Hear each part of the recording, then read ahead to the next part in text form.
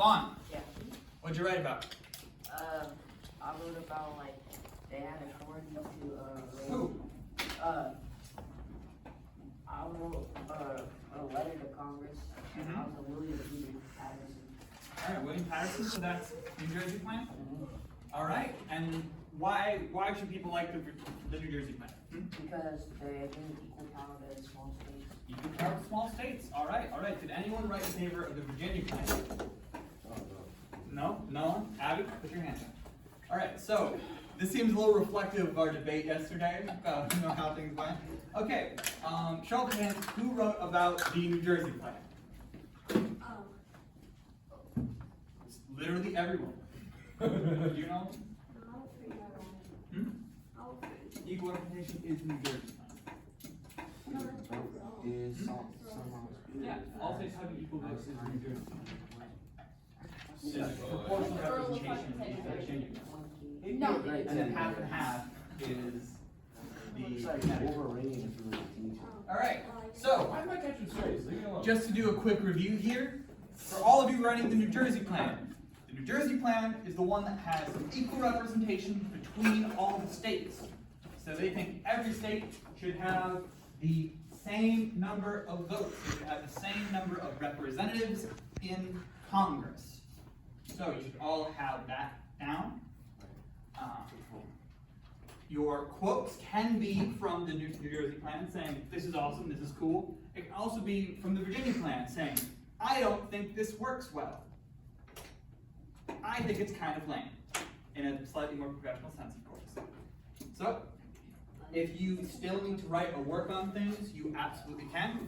You guys will have until the end of the period to get that done. If you have any other questions, feel free to stop me and ask me. But you guys have a little bit of time here to revise or keep writing if you need to. In the meantime, we're going to talk about how things look today. So, our current legislative branch is divided into the House of Representatives and the Senate. The House of Representatives serves for a shorter amount of time, the Senate serves for a longer amount of time. The House has 435 seats, which are divided among the various states. The Senate has 100 seats, that is 2 for each state. So, Oh my gosh, it's hot. they did end up going with the Connecticut plan, this compromise between the two. So, one of the houses has proportional representation, the other has equal representation for each. And the Senate is generally viewed as being a little bit more powerful than the House of Representatives because each senator has 1/100th of the vote, whereas each representative has 1/435th of the vote. So, just a little something to think about there. Now, we're going into a little bit of politics. You'll see. He's actually a very important figure here. Everyone but he showed up. That's Alexander Hamilton. That's Alexander Hamilton. You'll never guess who that is. It's Alexander Hamilton.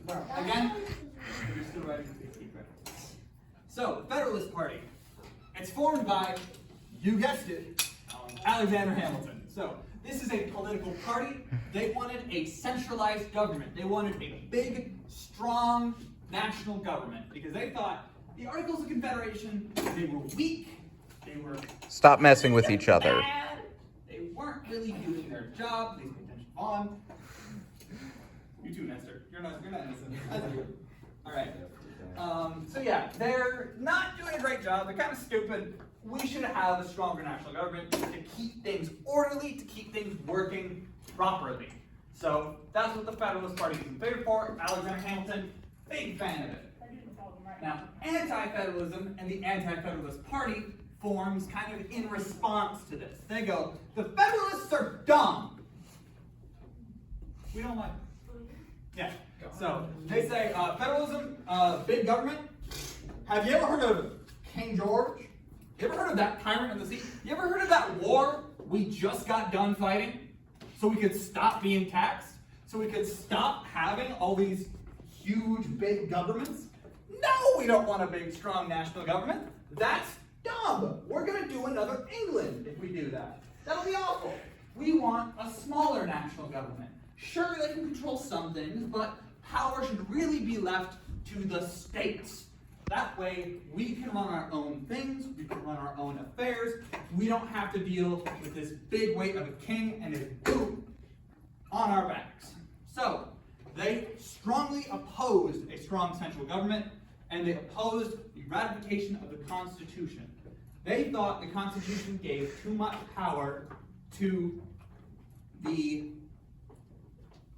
national government. They wanted more power to the states. So, they create this little thing here, the Bill of Rights. We're going to go through it briefly, but the Bill of Rights basically, here's the deal. The Constitution gives a bunch of powers to the national government. They say the national government can do this, the national government can do that. The national government has all these different powers of taxation, of control. They are the ultimate authority in the land. They have the judicial branch, the legislative branch, they have the executive branch, all of which have power over the land, all of which have power over the states. And the anti-federalists are like, I don't know about all that. We want to look out for individual people and their rights. So, they have these amendments. You've heard people talking about the First Amendment rights. It's the right to free speech. It means that you have freedom to speak what you will. You have freedom to exercise your religion. You have freedom of the press. So newspapers can speak and say things without being restricted.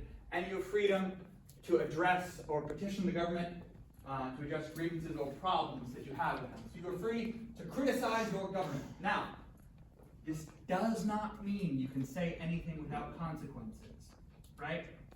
If I start making a bunch of death threats to someone, I can still be held liable for that. Now, I am legally allowed to say what I said, but what I said was a threat, and making threats is a crime itself, because we value a person's right to life, liberty, and the pursuit of happiness over a person's right to make death threats.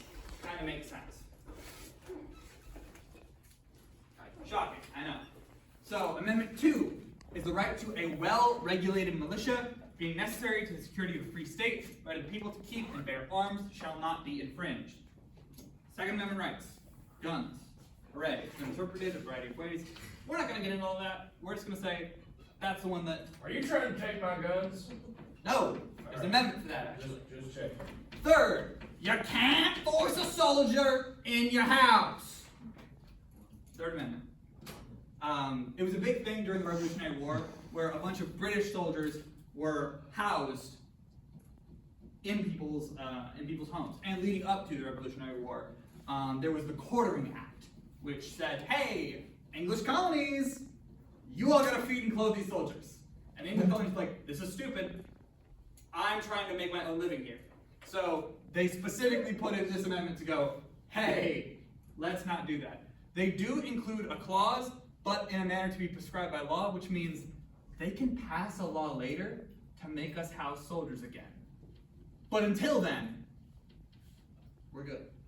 So, the Fourth Amendment. The right of people to secure in their persons, houses, papers, and effects against unreasonable searches and seizures. So, unless a cop has a warrant, I don't have to give him my stuff. He doesn't have a right to search me and take my stuff and do anything unless he's gone through like a legal process to do so. And then the Fifth Amendment is pretty famous one. The Fifth Amendment rights mean, hey, you have a right to shut up. You have a right to not talk. You have a right to remain silent. Anything you say can and will be held against you in the court of law. And it's a bit longer and it has a little bit more to it than that, but that's the basics of it. Now, there are some more amendments here. The most important of which I would argue is this little 10th one, but we'll start up at 6. It's the right to a speedy trial. We're going to make sure your trial doesn't drag on for years and years and years and years and years, and that you're stuck in jail for a huge amount of time. Suits. This is a law that, like, essentially lawsuits and penalties and fines shall be reasonable, that they shouldn't be unreasonable. An excessive bail should not be required. Excessive fines should not be imposed. Amendment 9 is shall not deny or disparage others retained by the people. So essentially, we're not denying rights to people. Amendment 10, any powers not delegated to the United States by the Constitution, any and all powers that the Constitution does not have. Tyrus, Marcus? Thank you. Any powers not given to them are given to the states. So, the anti-federalists, big state fans, they're now saying, okay, anything that we didn't explicitly say the government can do, states can automatically do. And now, the states are going to pass some of those powers to their local governments. The states don't, for example, run the Delaware County firefighters or anything like that. You know, they don't run the emergency and police for every single county. They let the local governments do that. But they still have those rights and then pass them down to local groups, essentially. So,